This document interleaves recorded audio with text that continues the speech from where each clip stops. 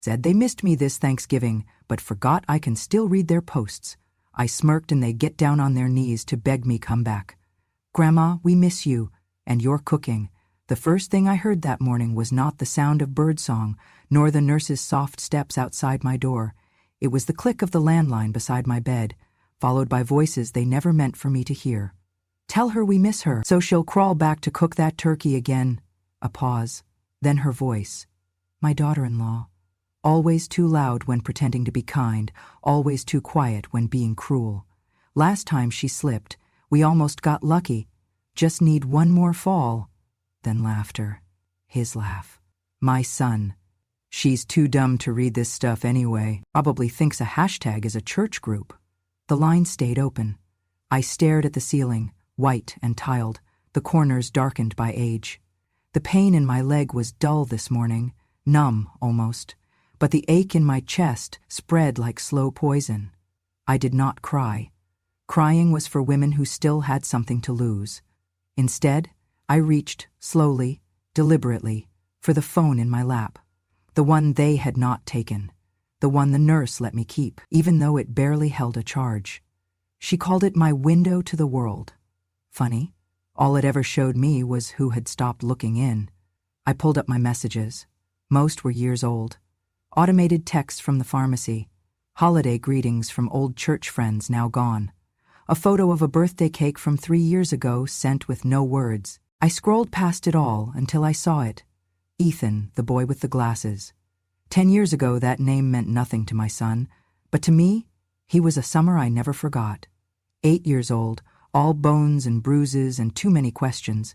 His mother had dropped him off for a week and left him for a season. Said she needed space. Said I looked like a nice old lady. I fed him oatmeal with honey and cinnamon, showed him how to tie his shoes with 1 loop instead of 2, taught him how to water the garden without drowning the tomatoes. At night, he curled into the guest bed like a frightened animal and whispered stories into the dark. I never repeated a word of them. Not to her, not to anyone. One day, over a peanut butter sandwich, he looked up at me and said, "You're the first person who waits when I talk." That was the same day my daughter-in-law told me I needed to stop spoiling other people's kids. I tapped his name. The screen stayed still. No new number, no updates, just a photo, his front tooth missing, glasses too big for his face, a smear of chocolate near his mouth. He had hugged me so hard the day they came to pick him up that I felt my ribs shift. I told him I would always remember him. And I did. I heard the hallway shift outside. Debbie, the morning nurse, humming something from the radio. She would be in soon with the pills, the soft scrambled eggs, the reminder to breathe through the pain. But for now, I lay in silence. California mornings in a nursing home feel colder than they should. Even in July, the chill settles into your bones and reminds you that you are no longer needed, not the way you once were. My fall was an accident, yes, but it was also an exit, a quiet removal, one less mouth, one less opinion, one less name on the mailbox. They had not said it outright, of course. They brought flowers to the hospital. They kissed my forehead. But when the doctor mentioned rehab, they latched onto the word like salvation. Yes, yes, of course she needs time. She needs care. They did not come to the rehab. They did not call, except to ask where I kept the turkey baster. And now, this morning's phone call, the red light on the landline blinking, the voices fading into static. Tell her we miss her, so she'll crawl back to cook that turkey again. They had said crawl, not come, not return. Crawl. As if I were a creature on hands and knees, desperate for their approval, aching to be of use. As if the love I had poured into 1,000 meals could be boiled down to gravy and forgotten the moment my hands trembled. I looked at my leg, wrapped in plaster and gauze, a small black marker dot near the knee where the surgeon had signed his initials, as if even now I belonged to someone else's decision. I thought of Thanksgiving, of all the years I had basted, carved, stirred, plated, of how they smiled with full mouths and took seconds without thanks, how my daughter-in-law would always bring her own casserole and place it at the center of the table like a declaration of war, of how my son would nod and joke, Mom still got it, but never once offered to help clean. They thought I did it because I had nothing better to do, but they never understood. I did it because I loved them. Because feeding someone was my way of holding them when they would not be held. Because I thought one more meal might make them see me.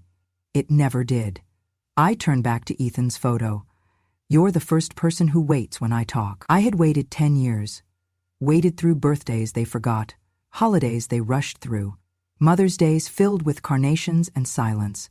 And now they were waiting for me to come home, to crawl, to cook. I smiled, a small, strange smile, not because I was amused, but because I knew something they had forgotten. I may be old, but I remember. I remember the passwords, the deeds, the bank accounts, the names. I remember where the documents are. I remember every recipe they took credit for. Every night they left me to eat alone. Every gift returned unopened. Every time they whispered in the other room, thinking I was too slow, too deaf, too dumb. And now I remembered Ethan, the boy with the glasses, the one person who had looked at me and seen more than chores and casseroles. I pressed compose and began to type, my fingers stiff but steady. Hi, Ethan. You probably do not remember me, but I never forgot you. My name is Ruth. You stayed with me one summer when you were little. I still remember your stories. I hope life has been kind to you. I am writing because I think I need someone who once saw me clearly, someone who knows I am not just a cook or a couch or a cast, someone who remembers. I do not need anything. I just needed to say that I am still here, still waiting when people talk. I hit send. The screen blinked. Message delivered. Outside, the hallway stirred again. Laughter. Keys jangling. Someone asking if the cranberry juice had been ordered. The world kept spinning, and I let it. I did not move. Not yet. Because I had just done something powerful. I had chosen who to reach for. Not out of desperation, but clarity. Let them wait for my stuffing, my gravy, my pies. Let them carve their own bird this year. Let them miss me. Let them wonder. Because I would not be crawling back. Not now. Not ever. The screen flickered with their smiling faces, pixelated by a shaky connection, but still sickeningly sweet. Hi, Mom, Mike said, tone syrupy. We were just thinking, it would be really great to have you home for Thanksgiving this year. Linda leaned into the frame, her blonde curls sprayed stiff. We miss you, and the kids keep asking about Grandma's stuffing. I tilted my head slightly, pretending to adjust the volume. The nurse had set the tablet upright for me earlier that morning. I kept my expression soft, my voice warmer than I felt. That's sweet of you both. I'll think about it. Oh, think quick, Linda chirped. Time's flying. Love you, Mom. Then came the part they never meant me to hear. They thought they had ended the call. The screen went dark, but the speaker stayed on. A small red icon in the corner, muted but not disconnected. I listened. First came the clatter of a mug being set down, the scrape of a chair. Then Mike's voice, sharper now. She's almost gone last time. Little extra oil and boom, inheritance unlocked. My breath stopped in my chest. No walker this year, Linda added, laughing under her breath. Let the stairs finish the job. The silence that followed was more horrifying than the words themselves. It was the silence of agreement, of planning, of cruelty practiced so long it no longer felt wicked to them. Mike snorted. Old hag still thinks we love her. My fingers trembled slightly where they rested on the blanket, but I made no sound. No gasp, no click, nothing to alert them. Instead, I closed my eyes and let my head drift sideways, as if sleep had claimed me again. A beat passed, then another. Then I heard it, Mike's voice again, but this time uncertain. Mom, are you still there? I opened my eyes just enough to see the screen light up. They had realized the line was still open. Their faces, pale and blinking, watching for a reaction. I smiled softly, just enough to crease the corners of my mouth. Sorry, I said gently. I dozed off. Relief flooded the screen. Mike chuckled awkwardly, rubbing the back of his neck. Linda forced a grin so wide I thought her face might crack. Well, she said, come home soon. We miss you. And your turkey stuffing. The screen went black for good. I stared at the quiet tablet. They had nearly killed me once. Accident, they called it. I slipped on the stairs while holding a pot of oil. My legs snapped like a matchstick. Linda's only concern had been the ruined carpet. Now I knew it had never been an accident. They wanted the house, the money. The accounts they thought I had forgotten. They had waited long enough, smiled long enough, cooked just enough holiday meals to keep me trusting. But this year something changed. This year they forgot I could hear. This year they made one final mistake. I reached for my phone. The nurse had charged it overnight, bless her. She said she liked that I still kept in touch, not knowing that most of my conversations were with memories. Except for one. I scrolled until I found his name, Ethan. I had not heard his voice in over a decade, but I still remembered the boy who once hid behind my apron when the other kids mocked his glasses, who cried in the laundry room because he spilled juice on the carpet and thought no one would love him again, who flinched every time someone raised their voice. He was older now, a man probably, but some bonds do not age. I typed slowly, carefully. Remember when you said you owed me one for hiding you from your bullies? I stared at the message, hovering over the send button.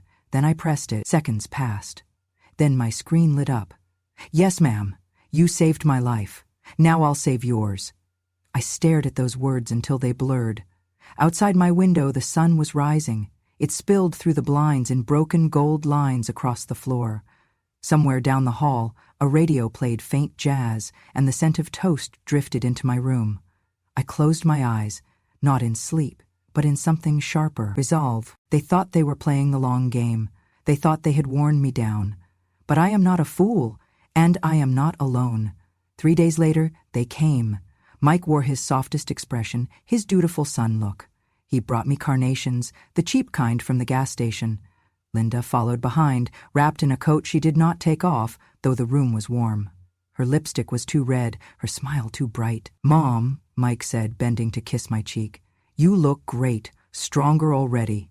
Linda set the flowers down and pulled up a chair. "Thanksgiving isn't the same without your sweet potato casserole. The girls keep asking when Grandma's coming home." I smiled. It was the kind of smile that does not reach the eyes, but makes people lean in, thinking they have been forgiven. "Oh, sweetheart," I said softly. "How kind of you to come all this way." Mike reached for my hand. I let him. "You'll sit at the head of the table this year," he promised, squeezing lightly. "We've already moved the big chair. It's all ready for you." He had never let me sit at the head before, not once, not when I cooked everything, not even when his father passed and I was the only one left to carry the stories. But now I was to be placed front and center, like a queen whose crown had begun to tarnish. "We'll pick you up early Thursday morning," Linda said. "You can rest before dinner." "How thoughtful," I replied. They were so sure they had won. They had no idea the game had changed. Because Ethan and I had already begun. The microphone was tucked neatly into my cardigan, sewn just beneath the collar by Debbie, who thought she was helping me repair a loose thread. She did not ask questions. Just smiled, stitched, and told me I looked dignified. The camera was Ethan's idea. Tiny, no bigger than a button, hidden in the cushion of the living room armchair, the one I always sat in during holidays. He mailed it directly to the nursing home, labeled it mobility cushion. The staff never opened it. They assumed it was something Medicare had approved. Police had the file already. Ethan made sure of that. He had not just become a man. He had become something powerful, a cybersecurity expert in Silicon Valley. He specialized in tracking threats, creating trails, building evidence that did not disappear when people deleted their sins. "It's a different kind of war now," he had told me on the phone, his voice deeper but still gentle. "You do not have to fight loud, you just have to press record." And so, we prepared. Mike and Linda chatted cheerfully about seating arrangements and cranberry sauce. I listened, nodding in all the right places, my mind 1,000 miles ahead. I had printed a copy of the message, the one from their accidental call. Ethan had cleaned the audio, enhanced it, and emailed me the transcript. It sat folded in my purse now, just in case they needed reminding. But not today. Today I would play the part, the tired old mother, grateful, forgetful, harmless. "I'm so glad we'll be together again," I whispered. Linda touched my shoulder. "We love you, Mom." I looked her in the eye. "I know." That was enough for today. They left with smiles and promises, the kind you make to someone you think will not survive the winter. I watched them walk to the car from my window.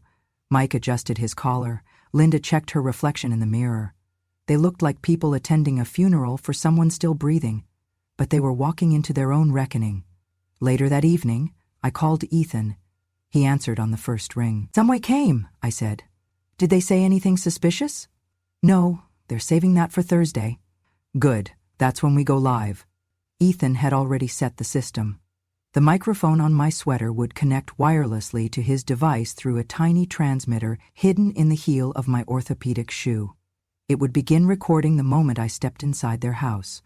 The living room camera would activate when I sat. He had programmed it with facial recognition. It would track the conversation and send live audio clips to the police's secure server. If anything happened, if they so much as raised their voices in threat, it would be logged, time-stamped, and forwarded automatically. The plan was simple.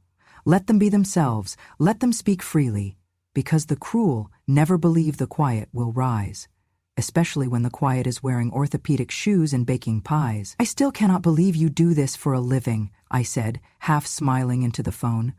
"I do it because of you," he replied. "You're the reason I got out of that house. You taught me not to be afraid of truth." I closed my eyes, letting his words settle like warm tea. "Ethan," I whispered, "whatever happens, thank you." "No," he said firmly, "whatever happens, you do not thank me. You survive, you get justice." "And you sit at the head of the table," I chuckled. "Only if there's real butter this year." "You got it." We hung up. I turned to the small mirror on the dresser. My face was lined, my hair thinning. But my eyes? They still held fire. I remembered every insult, every dismissal, every time they called me slow, forgetful, useless. They thought old age was the same as weakness. But wisdom is the long game. And revenge? Revenge is patient. That night, I did not sleep much. I wrote out my recipes by hand, the real ones. The ones Linda always begged for but never got right. I tied them with a ribbon and placed them in my suitcase. Let her think she had won something when she stole it. Let her find out they were missing one ingredient: me. Thanksgiving was coming, and I would be there, just not the way they expected. Thanksgiving morning arrived wrapped in golden lies. The sun shone too brightly for November. The air smelled of cinnamon, cloves, and calculation. Mike's car pulled up at 8:43 a.m.ing sharp, polished to perfection. Linda stepped out first, coat swinging, holding a Tupperware of pre-cut garnishes she would claim as her own. Mike followed with fake warmth and that same practiced smile he used at funerals and mortgage signings. They helped me into the car, gently, lovingly. I thanked them. Inside, Linda had lit every candle in the house, the scent of rosemary and vanilla mixed with the roasting bird. Napkins, folded like swans, china polished, silverware that had not seen daylight since my husband's wake. The table was set for a celebration. But the air? It buzzed like a wire ready to snap. I was placed at the head, as promised. The big chair, the one they used to put in the garage to make room. Children ran past me, unaware of the tension slicing through the room. Linda called for them to wash their hands, her voice sugar-coated. Mike hummed while stirring gravy, peeking over at me every few seconds, as if checking for signs of weakness. They thought I had returned out of love, out of guilt, out of forgetfulness. They thought they had pulled the strings tight enough. Ethan was already in position, parked down the street, watching, recording. The microphone beneath my collar caught every whispered exchange. The tiny lens in the cushion pointed straight at the dining room, where intention simmered hotter than the sweet potatoes. Dinner was served at 3:00 p.m. sharp. The family bowed their heads as Mike performed a short, empty prayer about gratitude and grace. His voice trembled in all the right places. Linda squeezed my hand and mouthed, "Welcome home." Then they carved the turkey and poured the wine. The room buzzed with chatter. My grandchildren passed rolls, made jokes, asked about school. The lies stacked higher than the mashed potatoes. I listened to it all in silence, chewing slowly, letting the warmth of the food melt into steel beneath my ribs. At 3:26 p.m., Mike stood, wine opener in hand. "Mom," he said cheerfully, "how about we toast to your return?" He grinned, the cork twisted. Then, the television clicked on by itself. The screen, dark for hours, lit up in cold, sharp resolution. It played a video. From their own kitchen, their own voices. Alex is Mike. She's worth more dead than alive. Linda. No walker, no rail. Boom. A pause. Mike again. Old hag still thinks we love her. The room froze. Forks hovered mid-air. Glasses trembled in hands. A child whispered, "What's that?" Linda dropped her knife. It clattered like a gunshot. Mike lunged for the remote, but the screen locked. Then came the lights. Blue and red flooded the windows. Outside, squad cars parked across the lawn, their engines low and steady. Doors opened, footsteps echoed. Then the knock, firm, final, undeniable. 3 officers entered without waiting for a response. Behind them, Ethan. No longer the small boy I had hidden from bullies. He stood tall, black coat zipped high, eyes sharp. A woman in uniform stepped forward. Her voice was calm, measured, absolute. "Mike Ransom, Linda Ransom, you are under arrest for conspiracy to commit murder, elder abuse, and financial exploitation of a dependent adult." Mike's mouth opened, but made no sound. Linda dropped her wine. It shattered. The turkey slid off the platter in slow motion, grease staining the tablecloth like blood. My youngest granddaughter began to cry. And me? I took a sip of water, set the glass down, and rose slowly, stronger than they ever imagined. "You said you missed me," I said quietly. All eyes turned. Mike's face flushed purple. Linda stumbled back. "But what you missed," I continued, "was control." I took a breath, and I missed nothing, not even your hashtags. The officers moved forward. Mike shouted something, slurred, unfinished. Linda screamed, pointing at me, at the screen, at Ethan. "This is insane. She's manipulating you. She's senile." But the proof had spoken. The house, the microphones, the video, they were no longer just tools. They were witnesses. Mike was cuffed first. Linda followed, fighting like a cat in water. As they were led away, I looked at Ethan. He gave a slight nod. Justice does not always shout. Sometimes it sits quietly at the head of the table and waits. The police station smelled like old paper and bitter coffee. I sat upright in the interview room, back straight, hands folded. No cane, no nurse, no wheelchair. Ethan offered me an arm when we walked in, but I shook my head gently. I needed them to see. I was not broken, not this time. Across the table, the district attorney adjusted her glasses. She was young, too young to remember a world without cell phones, but her eyes were sharp and unwavering. Beside her, a detective tapped through a file on a government-issued laptop. Ethan sat on my left, still in his dark coat, his hands steady on the table. Next to him was the attorney he had hired, an older woman with the calm confidence of someone who had walked through fire and survived. The DA began. "We've reviewed all submitted materials. The video evidence captured in the Ransom household, the audio feed recorded from Ms. Ransom's sweater, the hidden surveillance device in the cushion, and the full digital archive provided by Mr. Ethan Rowe." She looked at me. "Do you understand the charges being considered, Mrs. Ransom?" I nodded. "I do." The detective turned his screen toward us. "These are the group messages from an encrypted app. We traced the account to Mike Ransom after Mr. Rowe infiltrated the group's data using his firm's forensic tools. The chat names were masked, but the content was plain. ETA on the payout. Still no rail on the stairs. Easier this way. She's getting clumsier. Might not even need a push. Oil trick again? Or just let her wander upstairs? This time we get it on camera, make it look like she refused help. I did not flinch. I had read these already 3 nights ago, alone in my bed at the nursing home, the light from the phone screen the only thing illuminating my hands. Still, seeing them projected on a government screen brought something deeper. Not pain, validation. They weren't hypotheticals. These were steps in a plan. Ethan pulled out another folder and slid it across the table. "Financials," he said quietly. "You'll find 4 separate withdrawals from a senior care life insurance policy, triggered by falsified medical documentation declaring my grandmother deceased." The DA flipped through them, her face hardening with every page. One document in particular was highlighted, a death verification letter from a private insurance administrator, dated 3 months prior. My signature was forged at the bottom. "The policy," the DA said slowly, "was signed to transfer to Mike Ransom upon the death of the insured, Ruth Ransom." She looked up at me. "You are Ruth Ransom." "Yes," I said. and I am still very much alive." The room fell silent. Then came the photographs. The detective laid them out like playing cards.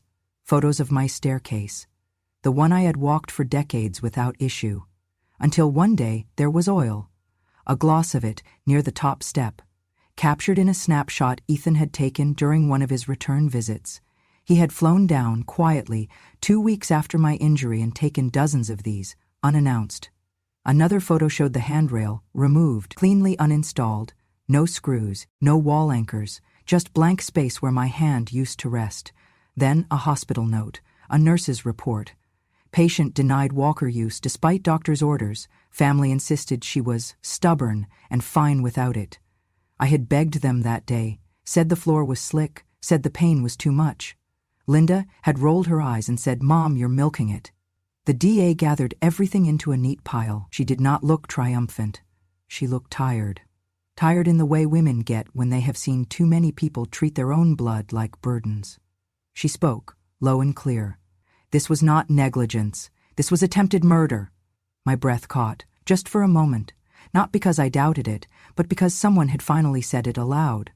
Mike and Linda Ransom, she continued, knowingly conspired to stage an accident that would result in your death. They stood to gain financially and intended to disguise it as a fall due to age or confusion. She looked directly at me. But you were not confused. I shook my head. Not for a very long time. And you did not fall. No, I said. I was pushed. No one moved. The air in the room grew heavier. Ethan reached for my hand, his grip warm, steady. I looked at him and nodded once.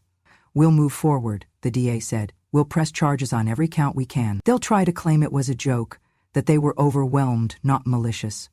But the documentation, the money trail, the chat records, it paints a clear picture." I smiled faintly. "I used to bake pies for them, you know. Every Sunday." The DA blinked, caught off guard. "I used to believe love could make people good." And then I leaned forward, voice soft but unshakable. "But sometimes justice has to do what love cannot." She nodded. And so we began. The courtroom was colder than I expected, not in temperature, but in atmosphere. Sterile, unforgiving, stripped of pleasantries.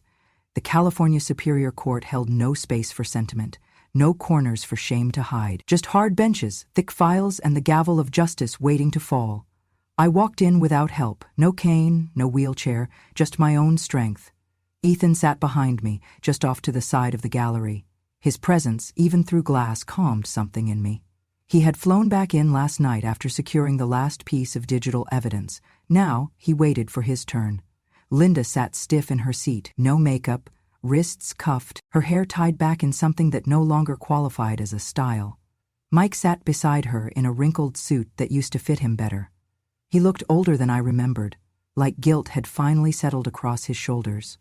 The judge entered, the bailiff called the room to order, and so it began. Mike's attorney stood first. "Your Honor," he said, his voice calm but coiled. "My client insists there has been a misunderstanding. The Ransoms never intended harm. Any recordings captured are taken out of context, misinterpreted. Their concern was always their mother's well-being." Mike nodded quickly, rising to speak. "We only wanted Mom's best," he began, eyes trained on the judge, but I stood. The judge allowed it. I looked at my son, this man I had once nursed through chickenpox, whose baby shoes I still kept in a drawer, and I said without trembling, "Your best is another word for greed." The courtroom did not gasp, but it did go silent. Mike sat down slowly, as if my words weighed more than the handcuffs on his wrists. Then the prosecutor rose. "Your Honor," she said, "we would like to enter Exhibit C, video footage obtained from the Ransom's home, authenticated by both a licensed cybersecurity expert and corroborated by physical surveillance logs. And something cyber shifts were recorded, authenticated by both a licensed cybersecurity expert and corroborated by physical surveillance logs." The courtroom screen flickered to life. The first frame was the Thanksgiving table. The next, Mike's voice. "She's worth more dead than alive." Then Linda, "No walker, no rail." Boom. And finally, "Old hag still thinks we love her." I watched Linda press her hands to her ears as her own voice echoed back at her, too loud to ignore. The prosecutor turned. This clip was uploaded anonymously just 48 hours ago. It's since been shared over 4,000 times. Social media has dubbed it, she checked her notes, Turkey and Tragedy 2025. Linda broke. No, she screamed. This isn't fair. That clip, he tricked us. She made us look bad. This wasn't supposed to happen. The judge banged the gavel once, sharp and commanding. Order. The prosecutor clicked her remote. New screen, new witness. Ethan appeared via Zoom, his image crisp, his tone calm. He wore a navy sweater, clean-shaven, eyes steady. I'm Ethan Rowe, he began, founder of Niveus Tech Security, specializing in encrypted communications and digital forensics. I personally decrypted the chat logs submitted under sealed evidence. The language and time-stamped content confirm coordination of intent. Can you explain that? The judge asked. Yes, Your Honor. Multiple messages were exchanged through a disguised messaging app. These included explicit discussions of when and how to remove safety features from Ms. Ransom's home, railings, walking supports, and also mapped out insurance documents with forged entries. These actions were not coincidental. They were part of a structured attempt to disguise a planned fatal accident as elder clumsiness. The courtroom was dead still. I have submitted complete logs, Ethan continued, cross-referenced with financial activity showing insurance withdrawals and internal emails from their provider. The digital fingerprints match Mr. Mike Ransom's device ID and IP address. He looked at the judge. The evidence is clear. Linda buried her face in her hands. Her shoulders heaved with shallow sobs. Mike did not look up again. The prosecutor nodded toward me. Mrs. Ransom, would you like to add anything? I stood again. My son wanted my best, I said. His wife smiled while counting the days I had left. But I never forgot how to count either. I looked at Mike. You thought I stopped paying attention. You thought old meant blind, but I watched. I listened. And I remembered.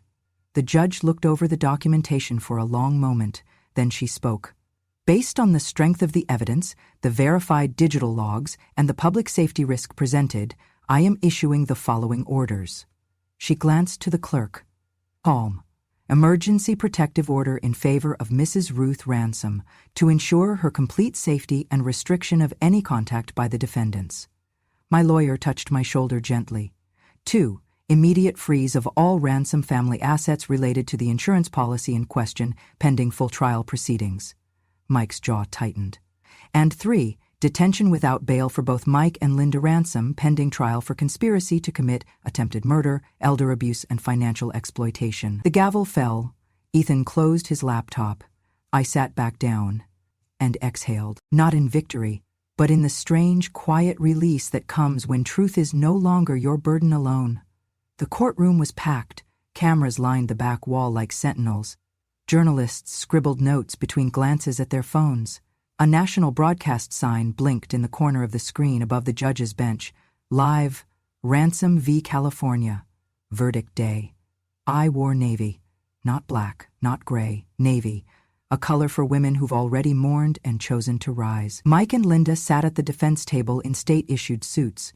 Their faces were pale, pinched. The cameras caught every twitch of their lips, every nervous glance.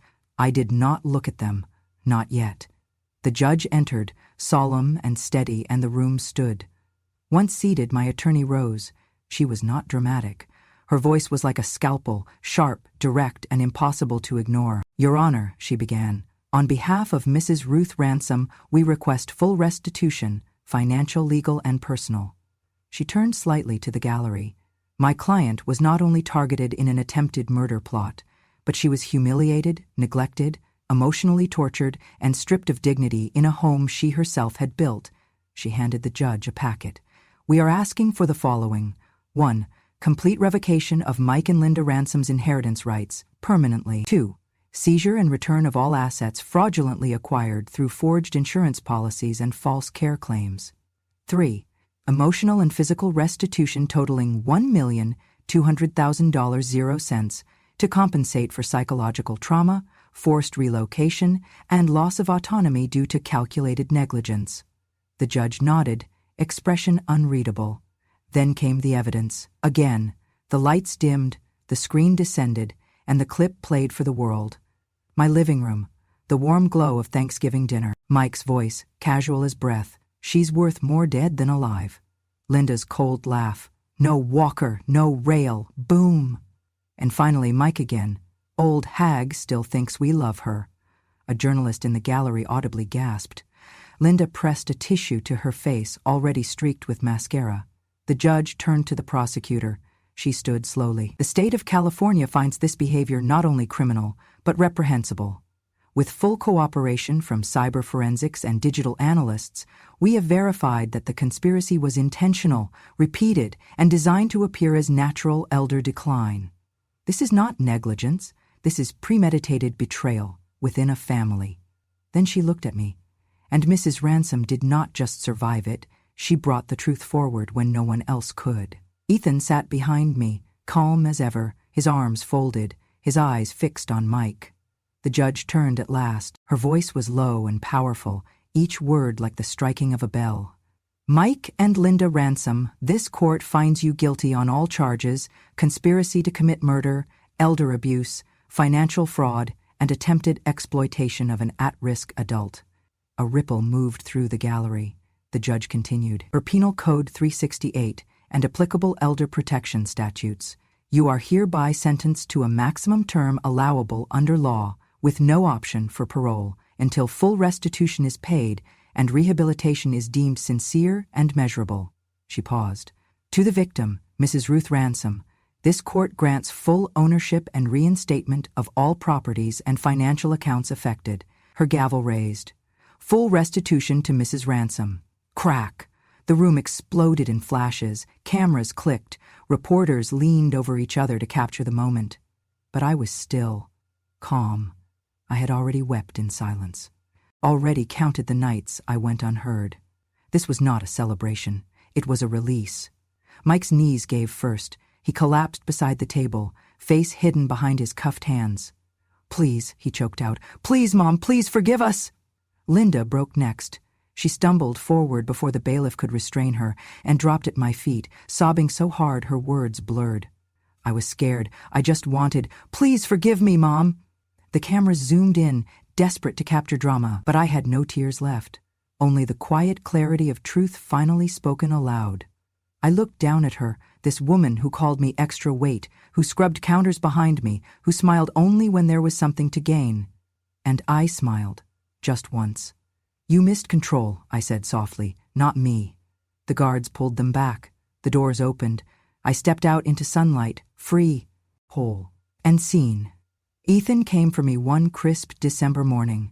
No cameras, no fanfare, just him, waiting by the car with a thermos of my favorite tea and a blanket folded over the passenger seat. I found a place, he said, lifting my bag with ease. It has wide doorways, no stairs, and a fireplace you'll love. I smiled, slipping into the seat without a word. As we drove north toward Palo Alto, the hills softened into memory, and the sky stretched wide with promise. The house was small, sunlit, and wrapped in jasmine vines. Inside, warm wood floors, a kitchen that smelled like fresh basil, and a reading nook by the window that became my new chapel. He carried every box himself. His wife Delia greeted me at the door with open arms and eyes that did not pity, only welcome. Ethan said you love lemon tea, she said, so I stocked up. They gave me the back bedroom with its own garden view. The first night I cried, not from grief, but from the unfamiliarity of kindness without a catch. Within a year they had a child, a daughter, tiny, fierce, with her father's stubborn chin and her mother's laugh. They named her Clara. Would you be her godmother? Ethan asked, holding the child out to me like a secret. I'm already her grandmother, I said, holding her close. Every Sunday, I read Clara stories on the porch. She'd tug my braid, babble nonsense, and fall asleep against my chest as the sun slid behind the hills. For the first time in decades, I was not needed. I was wanted. That was all the difference. Meanwhile, Mike and Linda sat behind cold steel bars. Their faces, once polished and photogenic, now bloated with resentment and shame, appeared on every evening news special as the modern cautionary tale. The Thanksgiving betrayal, the price of greed, justice for Grandma. The headlines ran for weeks. Talk shows debated their sentence. Psychologists dissected their entitlement, and strangers, hundreds of them, sent letters to me at Ethan's address. Some offered apologies for what their own parents had endured. Others simply said, "Thank you for not staying silent." I read each one, and I answered many, but one letter arrived that stopped my hands mid-tea pour. It was from my daughter, the one who had moved to Oregon years ago and never looked back. The one who only called for birthdays if she remembered. The one who had married a man who called me that old bird and said I was too opinionated to visit. Her handwriting hadn't changed. The words were shaky. "Mom, I'm sorry. I saw the news. I didn't know how bad it had gotten. I didn't know they were hurting you. I should have done more.